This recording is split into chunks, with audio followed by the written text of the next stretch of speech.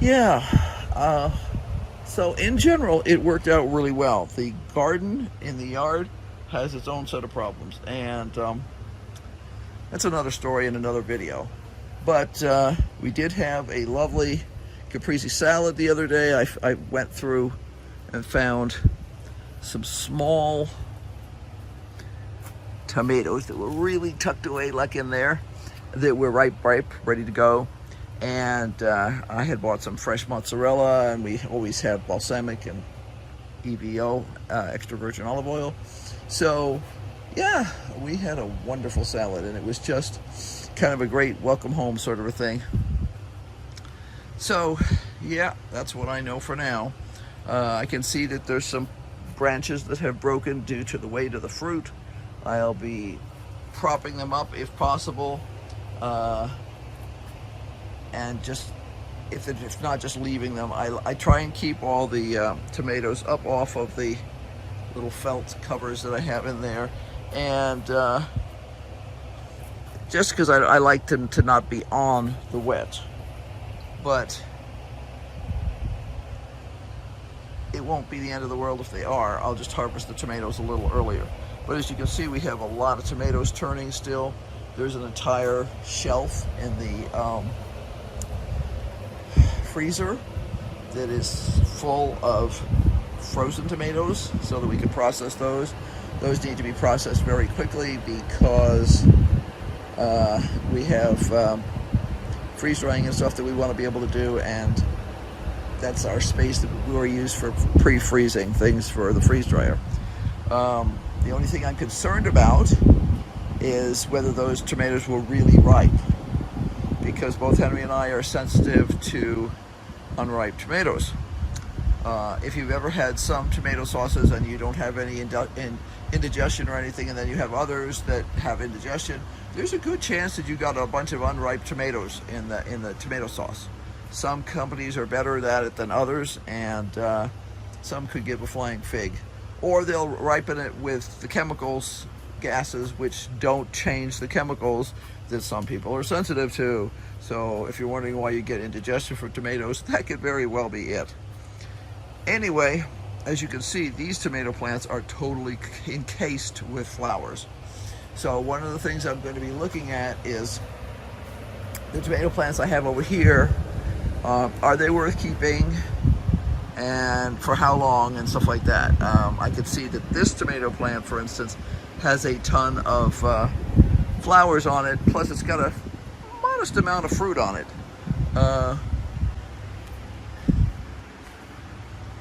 Same with this one, although it's kind of scraggly in comparison. And this one's full of tomatoes. So is the guy next door. They're all green, but it's okay. So I will be looking to see if any of the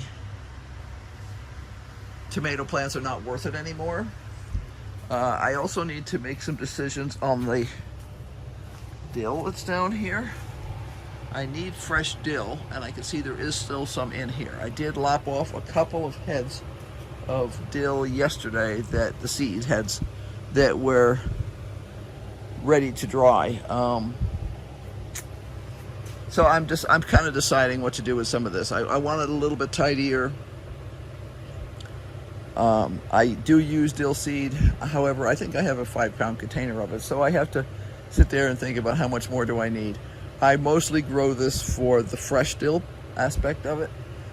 So I need to make sure that I'm trimming it back so that we get fresh dill fronds. And if necessary, start another dill plant or two, because we should be having cucumbers pretty deep into the fall, which means we'll need some, oh, get the hiccups. We'll need some new dill plants out of the deal too. So that's what I know this morning. Things are generally looking really good in here. The paleness of the plants and stuff just indicates the need for fertilizer. I did fertilize them yesterday. I have the irrigation completely turned off in here, so everything they get is going to be from me, because I'm going to be home. So I'm going to just get everybody readjusted, tuned in, cleaned up, debugged, and we'll move on from there. It's about time to start planting the fall stuff. I just need to sit there and do some math and look at what the weather forecast is. The current forecast is for a warmer than average fall. Well, whenever you talk averages, you know, what's average and is it my town or the town next over, that sort of thing.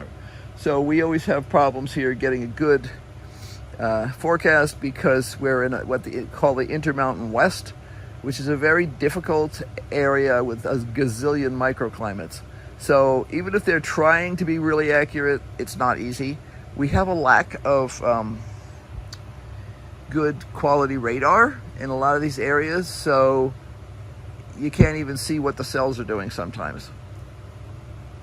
That's one of those things I wish the federal government would step in and do something positive for, but that's a whole nother story.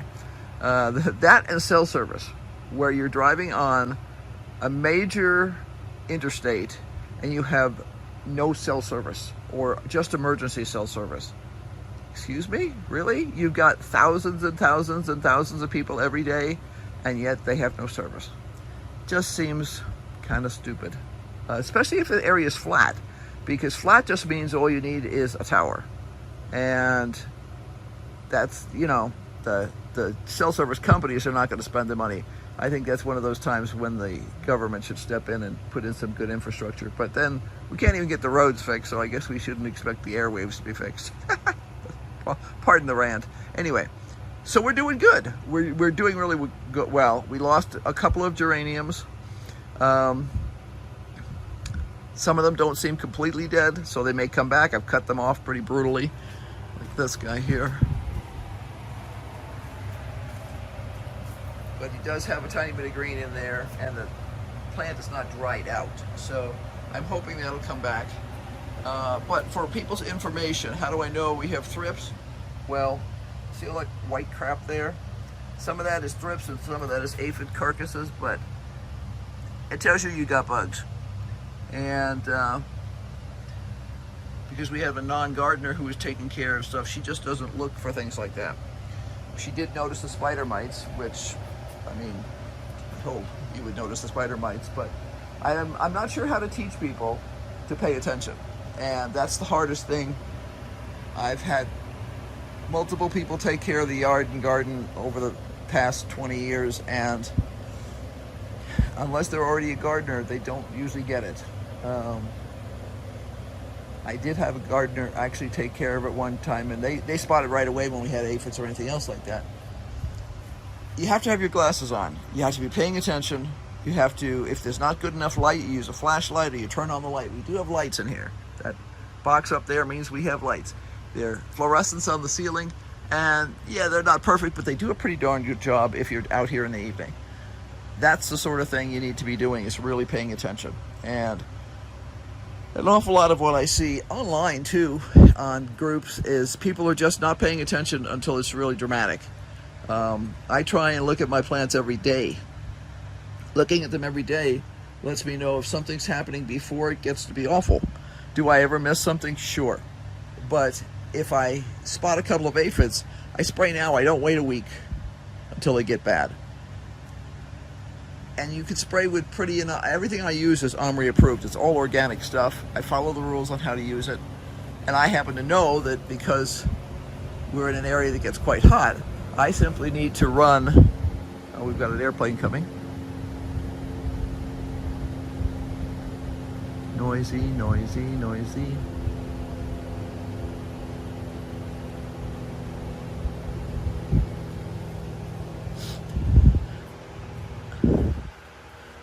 I know that I need to run the fans harder when I've just sprayed the bejesus out of everything to try and dry stuff off before, you know, it gets really hot in here, to avoid sunburn problems. There'll probably still be some marring on the husk cherries. I found them to be very sensitive to just about everything. But I can live with that. I'll just lop off those leaves. There's already a couple of leaves under there that don't look great. I will be pulling them off, but not today. Well, everything's covered with spinosad. I want everything to dry first. I can already see the husk cherry plant is already drying out nicely. I see a little bit of moisture on some of the cucumbers' edges, but that's okay. I can live with that. And it may be my imagination, but I think I'm already seeing some perking up on the part of the cucumbers since they've gotten some fertilizer now. Yeah, so I gotta get on to other stuff. I've got a ton of things to catch up with my regular projects, and I'll definitely be bringing you back in here, and we'll be talking more about other things we're doing. Some friends of ours gave us a ton of sweet corn that they were able to get literally by the case, and Henry processed a whole stack of that yesterday, and I froze it up. But we're going to be doing some other stuff with that, so we'll see. We are not going to try and freeze dry corn. Anything that's encapsulated, a grape, a blueberry, a kernel of corn, is going to be more susceptible to failure in freeze drying, because that outer coating acts to maintain the moisture of the fruit or vegetable. And I don't see a reason to do that. We are happy with either canning or freezing corn. So we won't be doing that, but lots of other stuff going on. So until next time, bye. Oh, and be sure to brainstorm, because we sure are.